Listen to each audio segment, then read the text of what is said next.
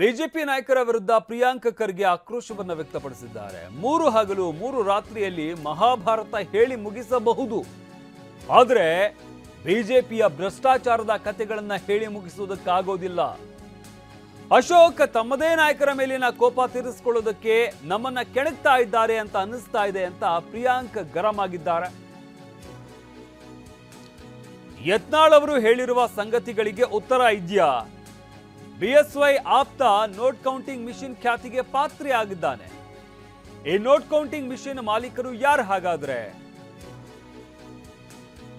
ಜಗನ್ನಾಥ ಭಗವಾನ ಅಥವಾ ಕೇಶವ ಕೃಪಾನ?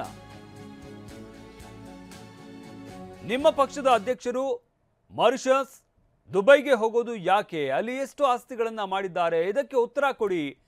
ಟ್ವೀಟ್ ಮುಖಾಂತರ ಅಶೋಕ್ಗೆ ಪ್ರಿಯಾಂಕ್ ಖರ್ಗೆ ಪ್ರಶ್ನೆಗಳನ್ನ ಕೇಳಿದ್ದಾರೆ. ಬಿಜೆಪಿ ನಾಯಕರ ವಿರುದ್ಧ ಪ್ರಿಯಾಂಕ್ ಖರ್ಗೆ ಆಕ್ರೋಶವನ್ನು ವ್ಯಕ್ತಪಡಿಸಿದ್ದಾರೆ. 3 ಹಗಲು 3 ರಾತ್ರಿಯಲ್ಲಿ ಮಹಾಭಾರತವನ್ನ ಕೂಡ ಹೇಳಿ ಮುಗಿಸ್ಬಿಡ್ಬೋದು, ಆದರೆ ಬಿಜೆಪಿಯ ಭ್ರಷ್ಟಾಚಾರದ ಕಥೆಗಳನ್ನ ಹೇಳಿ ಮುಗಿಸೋದಕ್ಕೆ ಸಾಧ್ಯ ಇಲ್ಲ. ಅಶೋಕ್ ತಮ್ಮದೇ ನಾಯಕರ ಮೇಲಿನ ಕೋಪ ತೀರಿಸಿಕೊಳ್ಳೋದಕ್ಕೆ ನಮ್ಮನ್ನ ಕೆಣಕ್ತಾ ಇದ್ದಾರಾ? ಈ ರೀತಿಯಾಗಿ ನನಗೆ ಅನ್ನಿಸ್ತಾ ಇದೆ ಅಂತ ಪ್ರಿಯಾಂಕ್ ಗರಂ ಆಗಿದ್ದಾರೆ. ಹಾಗೆ ಯತ್ನಾಳ್ ಅವರು ಹೇಳಿರುವ ಸಂಗತಿಗಳಿಗೆ ನಿಮ್ಮ ಬಳಿ ಉತ್ತರ ಇದೆಯಾ ಅಂತ ಕೂಡ ಪ್ರಶ್ನೆ ಮಾಡಿದ್ದಾರೆ.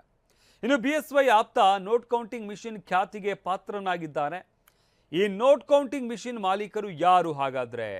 ಜಗನ್ನಾಥ ಭವನಾನ ಅಥವಾ ಕೇಶವ ಕೃಪಾನ? ನಿಮ್ಮ ಪಕ್ಷದ ಅಧ್ಯಕ್ಷರು ಮಾರಿಷಸ್, ದುಬೈಗೆ ಹೋಗೋದು ಯಾಕೆ?